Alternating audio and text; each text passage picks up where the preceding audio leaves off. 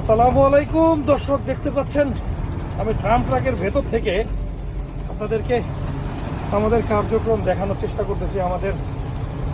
আমরা কিভাবে কাজটা করার সময় ট্রাম ট্রাকের ভেতরের দৃশ্যটা কেমন হয়।